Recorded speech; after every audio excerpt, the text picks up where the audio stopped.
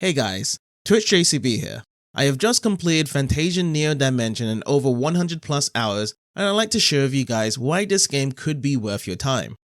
We first start off into the unknown with a place we have no connection to, then pops in Leo who sets off detonating an explosion, and soon after we get to learn that he has amnesia and needs help with our two robot companions that found him to help him escape from a large robot attacking us by using his warp device.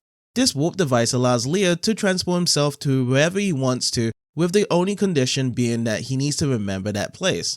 This grows more useful as our adventure goes on, as we also have to remember these places alongside him. Luckily for us, Leo did have one thing he did remember at the start, and that was a town called N, and a local bartender did recognize him and advised him on how to gain his memories back by going to a fortune teller called Owen. When we met up with Owen, we also met a girl called Kina, who was also part of Leo's memories, who helped us gather even more of our memories by allowing us to travel with us on our adventure, and as time went on, we started to learn that the world was in danger by a person named Vam that was deemed as the malevolent god who was contaminating the world with bacteria. Throughout this adventure, we get to play with the battle system as it is turn-based. Simply we have to tell our characters to perform action and help them win each battle against the enemy. We could either use the fight command just to simply attack, or use a skill action that has many different actions and how we want to command our character's behavior. This could be using a certain elemental attack on the enemy, or using a support skill that can help out our other allies in battle. There is also the items menu of using the items that we have either bought or found somewhere, and the escape button if we choose not to fight certain battles that can be avoided. In addition, there's a feature called the Dimension Battle, as we turn on our warp device to suck in all the enemies we run across on the fields and dungeons to a different dimension. From there, we can battle all of them in that distorted space, and there are bonus goodies that can help us along the way in taking care of them. This idea helps taking care of enemies we have already defeated before and slows down the encounter rate from fighting enemies the normal way. Progression plays a part in just like any other JRPG, as you start with very limited actions, and several hours later, you start to learn more advanced abilities and collect weapons, armor and jewels to upgrade the character's stats and options in many different ways. This plays a huge role in the next factor, as these are crucial to boss fight encounters.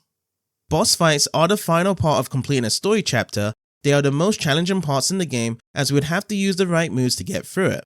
Different options are still encouraged if you choose to take another approach to the fight, but choosing the wrong options could easily lead you to a crushing defeat. They are easily my favorite parts of the game, as the music sets the mood on the situation and encourages to have a strategic mindset when dealing with this. When there are no battles, the rest of the game operates with the characters running around in many different environments, talking with NPC, interacting with objects, progressing through the story, and completing side quests.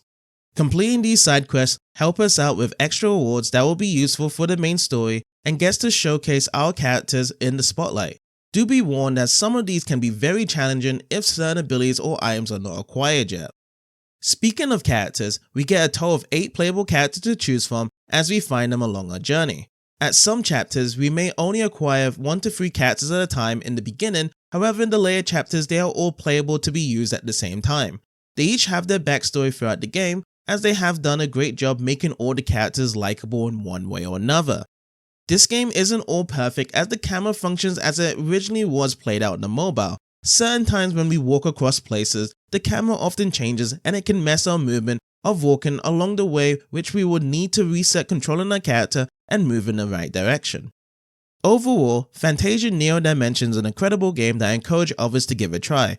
The main story hooked me in from start to finish, and challenges from the boss fights are engaging along with the fun set of characters to play as. If any of you guys would like to share your thoughts on this game, feel free to do so in the comments, and I hope you have a wonderful day.